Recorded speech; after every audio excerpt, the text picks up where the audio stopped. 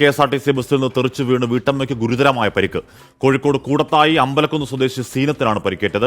കോഴിക്കോട് താമരശ്ശേരി ചുടലമുക്കിലാണ് സംഭവം. ബസിന്റെ മുൻവശത്തെ ഡോറ് തുറന്ന് പുറത്തേക്ക് വീഴുകയായിരുന്നു.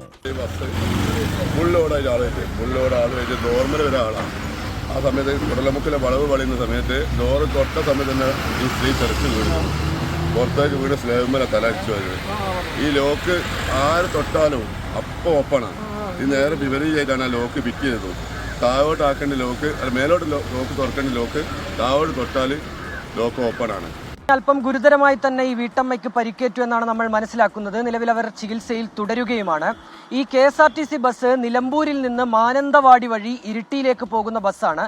ഈ സീനത്ത് ഇവിടെ ഈ ബസ്സിൽ കയറുന്നു. കൂടത്തായിൽ നിന്നാണ് സീനത്ത് ബസ്സിലേക്ക് കയറുന്നത്.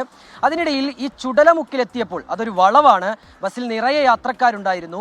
ഈ സീനത്ത് നിലതെറ്റി, വളവ് തിരിഞ്ഞപ്പോൾ നിലതെറ്റി ഈ ഡോറിൽ തട്ടുകയും അബദ്ധത്തിൽ ഡോർ തുറന്നു പോവുകയുമാണ്. ഈ ബസ്സിൽ നിന്ന് സീനത്ത് പുറത്തേക്ക് തെറിച്ചു വീഴുകയും ചെയ്തു. അങ്ങനെയാണ് സീനത്തിന് പരിക്ക് പറ്റുന്നത്.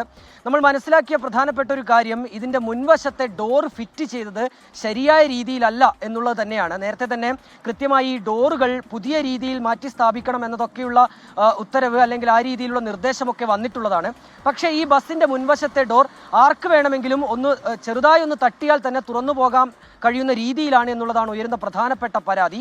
ഇങ്ങനെയാണ് ഈ ഡോർ തുറന്നു പോകുന്നതും സീനത്ത് പുറത്തേക്ക് വീഴുന്നതും എന്ന് ദൃക്സാക്ഷികൾ തന്നെ പറയുന്നുണ്ട്. ഏതായാലും ഉടൻ തന്നെ ഈ സീനത്തിനെ ആശുപത്രിയിലേക്ക് മാറ്റിയിട്ടുണ്ട്. നിലവിൽ ചികിത്സയിൽ തുടരുകയുമാണ്. ഹാഷ്മി.